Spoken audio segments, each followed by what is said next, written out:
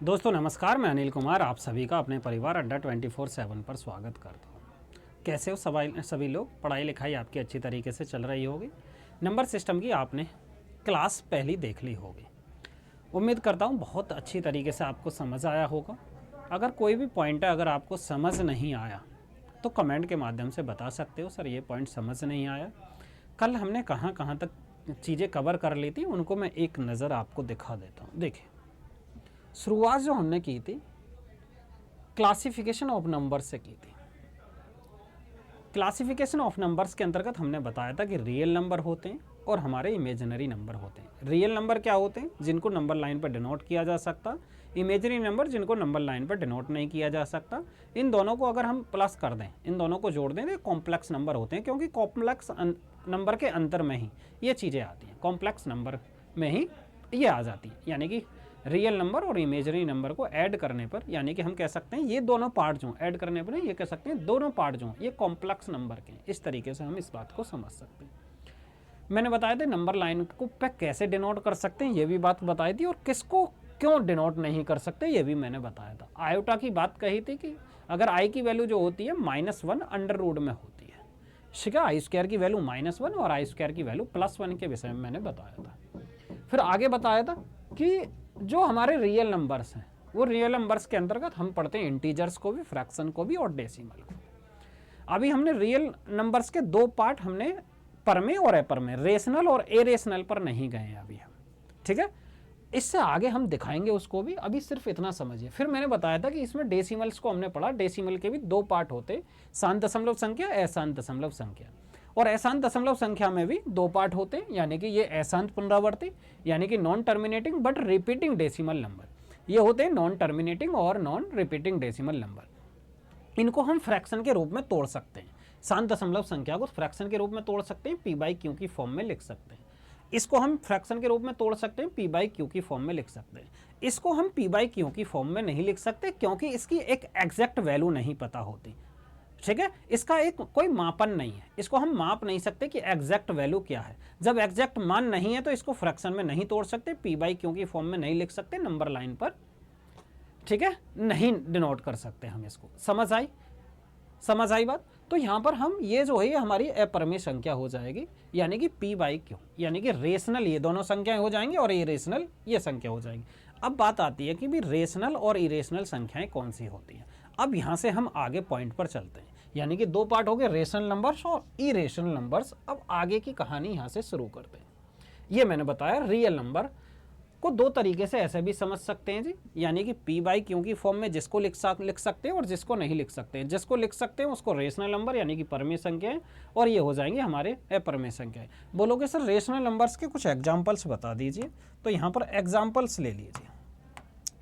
जैसे मैंने लिखा उदाहरण के लिए 0.5, मैंने लिखा 0.3 पर बार, इसका मतलब 0.333, इस तरीके से मैंने लिखा 1/2, ठीक है। ये हमारे एग्जाम्पल्स हो गए। कुछ भी ले लीजिए, 0 भी ले सकते हैं, 1 भी ले सकते हैं, ठीक है। ये हमारे एग्जाम्पल्स हो गए। यहाँ पर कौन से एग्जाम्पल्स हो गए? जैसे कि पाई की वैल्यू जो जैसे 3.14 है और आगे पता नहीं क्या है, और पाई की जो वैल्यू है 22/7 है। अगर हम 22/7 इधर लिखेंगे, ये वाले पोर्शन में लिखेंगे, तो ये हमारी परमेय संख्या हो जाएगी, क्योंकि ये पाई की लगभग में वैल्यू है। अगर पाई की बात करें तो ये हमारी अपरमेय संख्या हो जाएगी। इतनी बात समझ में आई? अब आगे पॉइंट को समझो, यानी कि हमने कहाँ से क्या बात शुरू, अब तक जो भी हमने पढ़ा उसको यहाँ हम आपको समझा देते हैं, एक बना देते हैं चार्ट से, जिससे कि आपको समझ आए अब तक हमने क्या क्या समझा। हमने आपको बताया था कि रियल नंबर्स के बारे में हमने बताया था वास्तविक संख्या है, वास्तविक संख्या, वास्तविक संख्या, ठीक है। वास्तविक संख्या, वास्तविक संख्या को हमने दो तरीके से अभी आपको बताया था, रेशनल नंबर और इरेशनल नंबर्स के तौर पर भी हम पढ़ते हैं। यानी कि इधर हो गया जी हमारा रेशनल नंबर, यानी कि परमेय संख्या, ठीक है। और इधर हम लिखे देते हैं इरेशनल नंबर, इरेशनल नंबर, इधर हम लिखेंगे क्या जी? Irrational number. यानी कि अपरमेय संख्या, अपरमेय संख्या। ठीक है, ये हमने लिखा। ठीक, अब इसके अंतर्गत कौन कौन से आएंगे जी? ये वाला जो पार्ट है हमारा रेशनल नंबर, इसके अंतर्गत क्या क्या आएंगे अब ये आपको समझना है। देखिए, इसके अंतर्गत जो हम पढ़ने वाले हैं वो ये पढ़ने वाले हैं। देखें, रेशनल नंबर्स के अंतर्गत हम पढ़ते हैं इंटीजर्स। मैंने बताया था ना इंटीजर्स हमने लिखा था, तो इंटीजर्स को हमने पढ़ाया था। इंटीजर्स पूर्णांक के विषय में थोड़ा सा बताया था कि ये होते हैं, एक नंबर लाइन खींच के दिखा दिया था। Integers.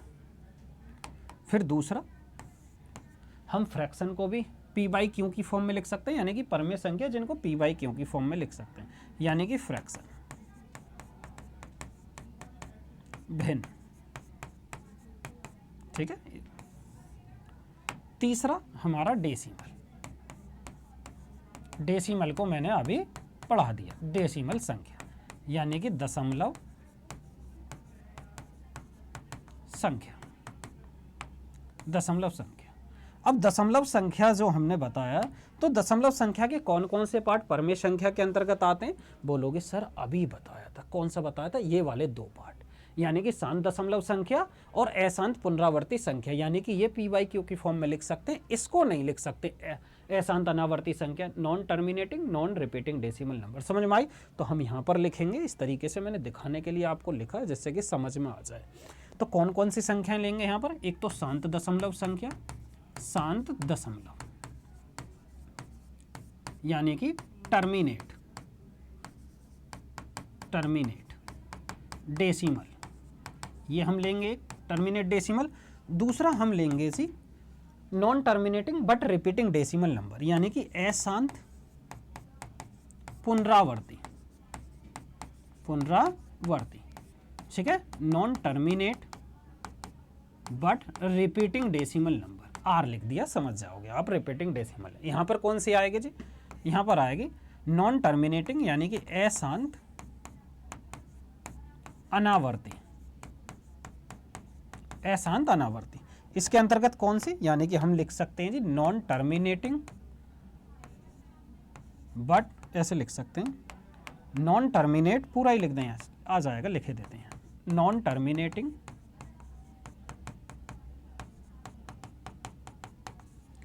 And non repeating decimal number, ये इसके अंतर्गत आए। अब आपके दिमाग में सारे जो कन्फ्यूजन थे वो अब तक के खत्म हो गए। रियल नंबर के दो पार्ट होते हैं, यानी कि रेशनल नंबर और इरेशनल नंबर। रेशनल नंबर के अंदर का हमको इंटीजर्स हो गया, फ्रैक्शन हो गया और डेसिमल हो गया, यानी कि ये वाला पार्ट जो वो हमने अब तक पढ़ लिया था। ये वाला पार्ट भी हमने पढ़ लिया, फ्रैक्शन 1/2 1/3 इस तरीके से। और ये इंटीजर्स, अब अगला हेडिंग जो डालेंगे वो हम इंटीजर्स का डालेंगे। समझ आई यहाँ तक? कोई दिक्कत परेशानी आपको नहीं होनी चाहिए। तो नेक्स्ट पेज पर अगला हेडिंग डालिए जी इंटीजर्स। देखिए जी इंटीजर्स,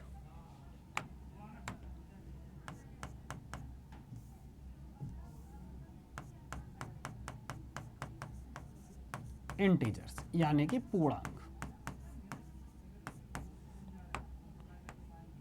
ठीक है, पूर्णांक डालिए। अब इंटीजर्स को कैसे देखेंगे? तो इंटीजर्स को समझने से पहले नंबर लाइन में आपके सामने बना देता हूं, आपको और अच्छे से समझ आएगी। नंबर लाइन यहां पर आइए।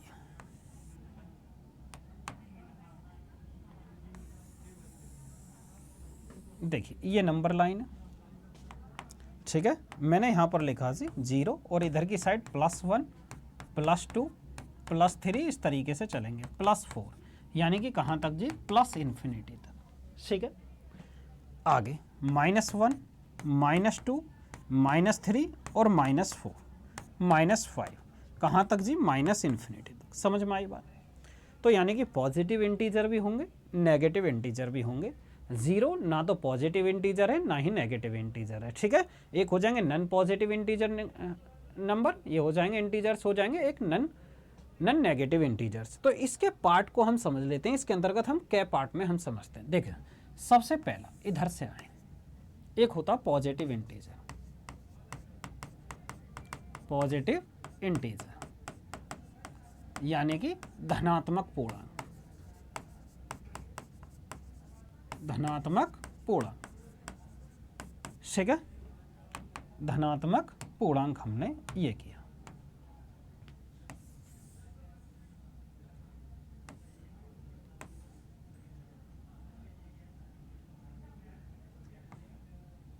ये हो गया जी हमारा धनात्मक पूर्णांक, ठीक। दूसरा हमारा नेगेटिव इंटीजर, नेगेटिव इंटीजर यानी कि ऋणात्मक पूर्णांक,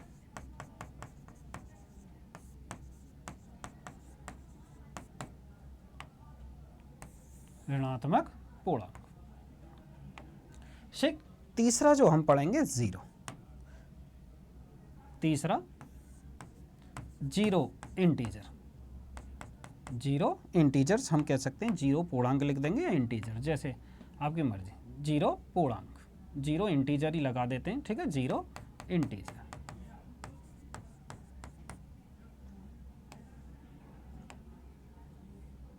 ठीक है। शून्य पूर्णांक यानी कि जीरो ये लिख देते हैं पूर्णांक, ठीक। अब एक और पढ़ते हैं जी। अब है जी हमारा पॉजिटिव हो गया, नन नेगेटिव इंटीजर्स कहां पर लिखें, यहां पर ही लिख देते हैं, ठीक है। नन नेगेटिव इंटीजर्स, ये तीन पार्ट को पहले बताता हूं, उसके बाद आगे चलते हैं। देख, पॉजिटिव इंटीजर्स कौन से हो गए, पॉजिटिव इंटीजर्स हो गए 1 2 3 4 5 6, इस तरीके से प्लस इन्फिनिटी तक है, ठीक है। ये हमने एग्जाम्पल इसका समझा है। यहाँ से नेगेटिव इंटीजर्स कौन से होंगे, -1 -2 -3 -4, इस तरीके से माइनस इन्फिनिटी तक। ये कौन सा जी, ये है जीरो। जीरो ना तो पॉजिटिव इंटीजर है और ना ही नेगेटिव इंटीजर, ये न तो धनात्मक पूर्णांक है, धनात्मक पूर्णांक है, और ना ही ऋणात्मक पूर्णांक, ऋणात्मक पूर्णांक। समझ आई बात। यानी कि ये जो हमारा जीरो जो है न तो धनात्मक पूर्णांक है और ना ही ऋणात्मक पूर्णांक है। बोलोगे ठीक है। ये हमारे पार्ट हुए जी, यानी कि ये पहला, ये दूसरा इसके, और ये तीसरा, ठीक है। अब चौथा पार्ट इसका क्या, चौथा पार्ट मैं यहीं पे दिखा देता हूं। देखिए चौथा पार्ट, चौथा पार्ट यहां पर समझे। चौथा पार्ट है जी non negative integer, non negative integers यानी कि गैर ऋणात्मक पूर्णांक, गैर ऋणात्मक पूर्णांक, ठीक है। कौन कौन से होते हैं गैर ऋणात्मक पूर्णांक, यानी कि जो ऋणात्मक ना हो, तो हम लिख सकते हैं 0 1 2 3 4। क्योंकि जीरो, क्योंकि जीरो जो है ना तो पॉजिटिव इंटीजर है हमारा, ना ही नेगेटिव इंटीजर है, तो इन्हीं को हम क्या कहते हैं, होल नंबर्स भी इनको हम कह देते हैं, होल नंबर्स। और ये इस बात को यहाँ पर भी लिख देते हैं 1 2 3 है, तो इन्हीं को ही हम क्या बोलते हैं, इन्हीं को भी हम नेचुरल नंबर बोल देते हैं, नेचुरल नंबर यानी कि प्राकृतिक संख्या, प्राकृतिक संख्या, इसको हम प्राकृतिक संख्या भी बोल देते हैं। दूसरा इधर इसको जो हम बोलेंगे, इस वाले पार्ट को, यानी कि ये जो है इसको हम क्या कह देंगे, इसको हम कह देंगे जी होल नंबर, होल नंबर, क्योंकि जीरो ऐड हो गया, यानी कि पूर्ण संख्या, पूर्ण संख्या हम इसको कह सकते हैं, पूर्ण संख्या। समझ आई बात। तो ये हो गया हमारा 4 नंबर। अब फिफ्थ नंबर कौन सा हो जाएगा, फिफ्थ हो जाएगा non positive integers, non positive integers हमारा फिफ्थ नंबर्स हो जाएगा। अगले पेज पे हम दिखा देते हैं। फिफ्थ जो पार्ट है इसका वो हो जाएगा non positive integer. Non positive integer में कौन कौन से होंगे ये भी आप समझिए। अब इंटीजर्स यानी कि गैर धनात्मक पूर्णांक, गैर धनात्मक पूर्णांक, ठीक है। गैर धनात्मक पूर्णांक में जो जीरो ना तो पॉजिटिव है ना नेगेटिव इंटीजर है, तो गैर धनात्मक पूर्णांक -1, -2, -3, -4, तो इस तरीके से इसके माइनस इन्फिनिटी तक। ये इसका 5th पार्ट है। समझ आई बात? एक बार फिर से समझो। जो हमारे इंटीजर्स हैं, इंटीजर के 5 पार्ट होते हैं। 5 पार्ट कौन कौन से? एक हमारा हो गया पॉजिटिव इंटीजर, दूसरा हो गया हमारा नेगेटिव इंटीजर्स, एक हो गया जीरो, एक हो गया नॉन नेगेटिव इंटीजर्स, एक हो गया नॉन पॉजिटिव इंटीजर्स। अब सबसे पहला जो हेडिंग डालेंगे वो डालना पॉजिटिव इंटीजर्स। पॉजिटिव इंटीजर्स को हम पढ़ते हैं। पॉजिटिव इंटीजर्स के विषय में आगे बात करते हैं, ठीक है। एक एक पॉइंट को मैं दिखाता चल रहा हूं, तो एक एक पॉइंट को आप समझ लेना। अब हेडिंग डालेंगे positive integer. Positive integers, positive integers कौन कौन से होते हैं? यानी कि धनात्मक पूर्णांक, धनात्मक पूर्णांक। देखिए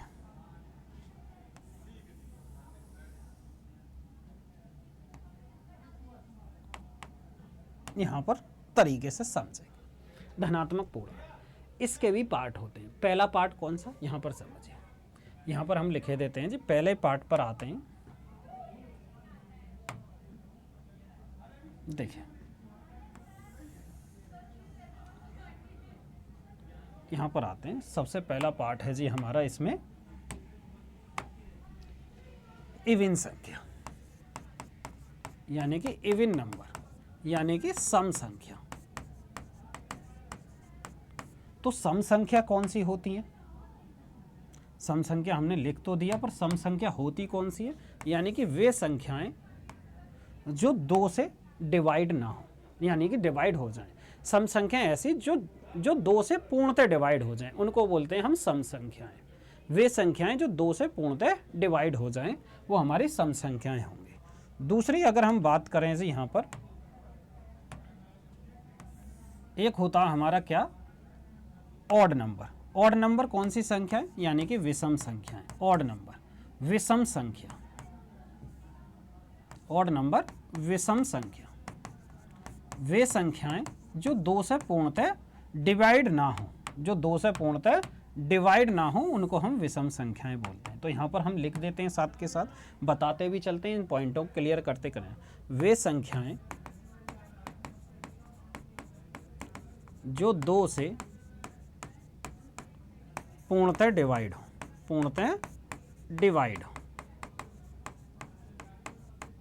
वो क्या हो जाएंगे? हमारे सम संख्याएं हो जाएंगी। जैसे एग्जाम्पल के तौर पर आप ले लीजिए, 0 हो गया, 2 हो गया, 4 हो गया, 6, इस तरीके से ये हमारी सम संख्याएं हुई जो पूर्णतः 2 से कट जाएं। विषम संख्याएं, विषम संख्याएं हो जाएंगे जी हमारी वे संख्याएं जो 2 से पूर्णतः डिवाइड ना हो। वे संख्याएं, यानी कि ऐसे लिखे देते हैं, वे नंबर जो 2 से डिवाइड नहीं हो। तो कौन से भी जो 2 से डिवाइड नहीं होंगे? जैसे 1, 3, 5, 7, 8। समझ आई यहां तक बात? अब इनके ये जो होते हैं, ये 2n की फॉर्म में होते हैं। ये जो संख्याएं होती हैं, ये 2n की फॉर्म में होती हैं। ये संख्याएं 2n की फॉर्म में होती हैं, और ये वाली जो संख्याएं हैं, ये हमारी 2n + -1 की फॉर्म में होती हैं। n की जगह क्या है? 1, 2, 3, 4, 5 कुछ भी रख दीजिए। n की जगह 1, 2, 3, 4, 5 कुछ भी रख दिए। n की जगह 0 भी रख सकते हो, कोई दिक्कत नहीं। यहाँ तक दिक्कत, कोई परेशानी जो आपको समझ नहीं आया? ठीक है, ये हो गया हमारा पहला पार्ट, ये दूसरा। अब तीसरे पर आते हैं। तीसरा हो गया जी हमारा 1। तीसरा हो गया हमारा 1। 1 यहाँ पर लिखते हैं 1। ठीक है, 1 ना तो हमारा पॉजिटिव इंटीजर है और ना ही नेगेटिव इंटीजर है। नेगेटिव इंटीजर नहीं, सॉरी, ना तो ये 1 जो है ना तो ऑड नंबर, सॉरी 1 है, हाँ जी 1 है। 1 की बात नहीं करेंगे, क्या दिमाग में आ गया जब। अब उसके बाद हम चलते हैं जी, एक हमारा होता प्राइम नंबर, एक होता कंपोजिट नंबर। एक होता हमारा प्राइम नंबर, एक होता है कंपोजिट नंबर। क्योंकि 1 तो यूनिवर्सल फैक्टर होता है, वो आगे बताएंगे। यहाँ पर आए अगले पॉइंट पर। एक होता हमारा प्राइम नंबर, प्राइम नंबर यानी कि अभाज्य संख्या, अभाज्य संख्या। और यहीं पर एक त्रि यहाँ लगा लेते हैं। एक होता हमारा कंपोजिट नंबर, कंपोजिट नंबर यानी कि भाज्य संख्या। और इसी का एक और पार्ट होता परफेक्ट नंबर, परफेक्ट नंबर यानी कि परिपूर्ण संख्या, परिपूर्ण संख्या।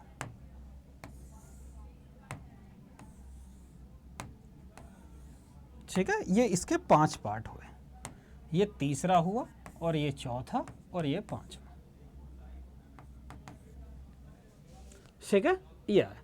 अब अभाज्य संख्याएं कौन सी होती हैं? यानी कि वे संख्याएं जिनके केवल 2 फैक्टर हों। अभाज्य संख्याओं को पढ़ते हैं वे संख्याएं जिनके केवल 2 फैक्टर हों, यानी कि जो 2 गुणनखंड रखते हों। तो नेक्स्ट पेज पे जो डालने वाले हैं वो आप प्राइम नंबर डालिए तीसरा, क्योंकि डिटेल में बताने पड़ेंगे चीज़ें, तो ये पूरा पेज ही घेर लेगा। इस वजह से नेक्स्ट पेज पर डाल लीजिए नंबर 3। नंबर 3 क्या सी? वो हमारा प्राइम नंबर, प्राइम नंबर।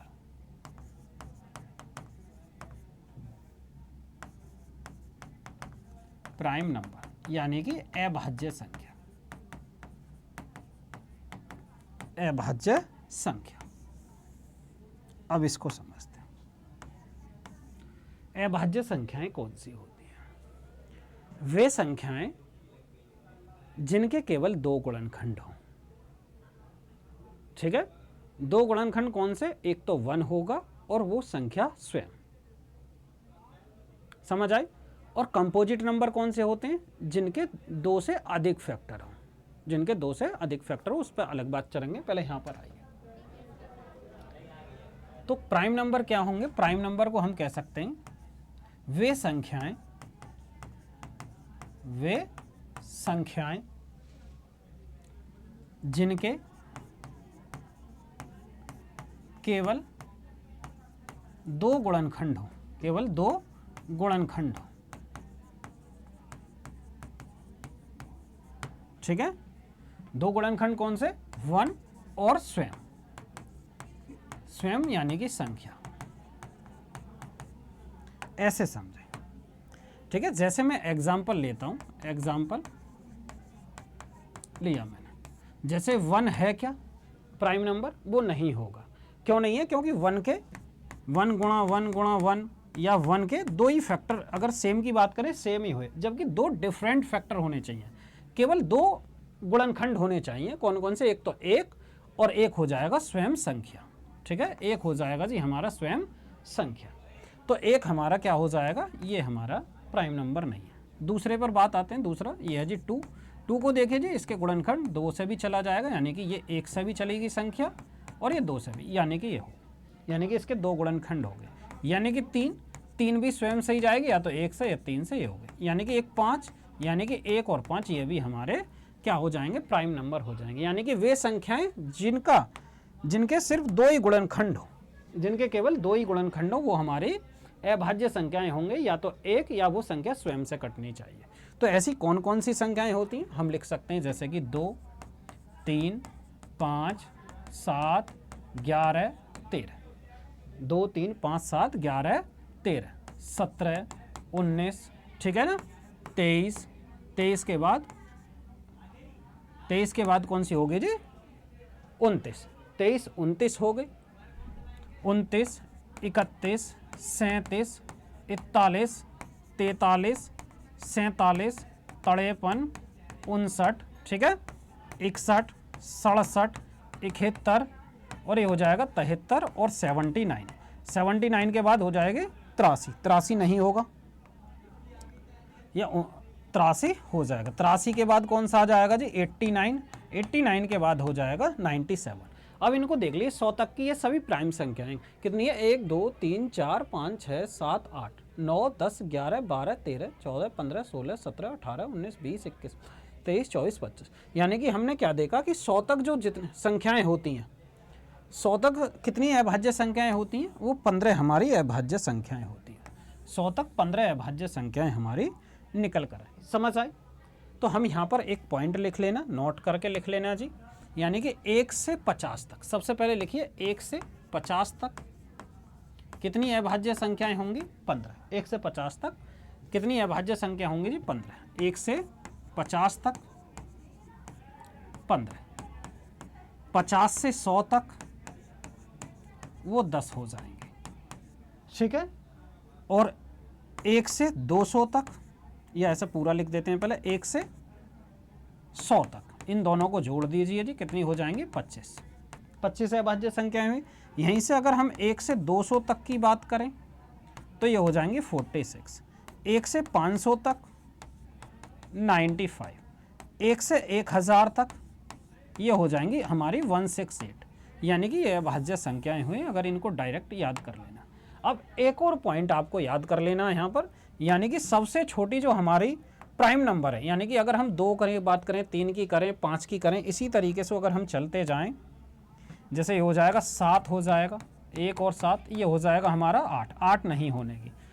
तो जो हमारा 2 है, 2 वो हमारे सबसे छोटी अभाज्य संख्या हो जाएगी, केवल सम, यानी कि सम अभाज्य संख्याएं होगी। तो 2 को हम क्या लिख सकते हैं, ओनली इवन प्राइम फैक्टर, यानी कि केवल सम अभाज्य संख्या एक ही, और वो भी सबसे छोटा, ठीक है। स्मॉलेस्ट प्राइम नंबर यानी कि सबसे छोटी अभाज्य संख्या हमारी 2 हो जाएगी। कुछ पॉइंट है यहाँ पर लिख लेते हैं। यानी कि यहाँ पर हमने लिखा कि 2 क्या है, 2 जो है हमारे लिखे देते हैं smallest prime number, smallest prime number. और ये स्मॉलेस्ट प्राइम नंबर भी है और साथ के साथ केवल इवन नंबर है, यानी कि सम संख्या केवल एक ही अभाज्य संख्या, ठीक है।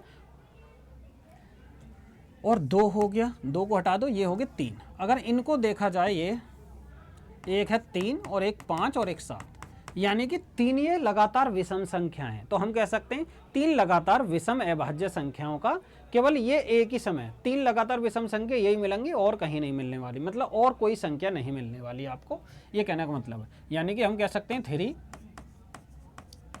कॉन्जुगेटिव प्राइम नंबर, यानी कि 3 लगातार विषम ऑड प्राइम नंबर, ठीक है। तो ये भी आपको ध्यान रखने वाली बात है कि यानी कि सबसे छोटी जो हमारी संख्या है, यहां पर मैं ऑड लिखे देता हूं, ये रहा, यानी कि 3 लगातार विषम संख्याएं जो हैं वो हमारी कौन सी हैं जी, ये। अब इसका एक छोटा सा पार्ट और रह गया, किसका जी, प्राइम नंबर का। प्राइम नंबर को 2 पार्टों में हम समझ सकते हैं, कौन कौन से। इससे पहले एक और बात समझिए, इसको आप दिमाग में और रखना, कौन कौन सी संख्या, जैसे मैं लिख रहा हूं 2 सबसे छोटी, 11 2 अंकों की सबसे छोटी, उसके बाद 2 अंकों की सबसे बड़ी, उसके बाद 3 अंकों की सबसे छोटी, उसके बाद 3 अंकों की सबसे बड़ी, ठीक है ना। ये अगर मैं बात सुन में आई ना, ये हमारी इन संख्याओं को आप याद रखना इस तरीके से, ठीक। यानी कि सबसे छोटी 2, फिर उसके बाद 2 अंकों की 11, 2 अंकों की 97, 3 अंकों की सबसे छोटी 100, 3 अंकों की सबसे छोटी जो हो जाएगी हमारी, वो यहाँ पर लिखिए 101, 101 के लिखिए, ठीक है। वो 1001 मैंने नेक्स्ट कोई संख्या लिख दी थी, 101 ये। इसके भी 2 पार्ट होते हैं, एक होता सापेक्षिक अभाज्य संख्या और एक हमारा होता ट्विंस प्राइम नंबर, यानी कि जुड़वां अभाज्य संख्या। इससे आगे की जो बात है वो नेक्स्ट वीडियो में करेंगे मेरे भाई। वीडियो को आप पढ़ते रहना, देखते रहना, यानी कि नोट्स आप प्रॉपर बनाते चलना, ठीक है। ऐसा नहीं है कि नोट्स नहीं बनाओ, एक एक पॉइंट आपका क्लियर होगा। कल हम क्लासिफिकेशन नंबर्स को बिल्कुल फिनिश कर देंगे और उसके बाद हम कुछ क्वेश्चन पर चलेंगे जिस तरीके के क्लासिफिकेशन ऑफ नंबर्स के सवाल पूछे जाते हैं, ठीक है। जैसे एक टाइप करेंगे पूरा कंसेप्ट, उसके बाद सवाल, फिर दूसरा कंसेप्ट, फिर सवाल, इसी तरीके से हम चलने वाले हैं। तो आज की क्लास को हम यहीं समाप्त करेंगे मेरे भाई, ठीक है। मिलते हैं नेक्स्ट वीडियो में। जय हिंद।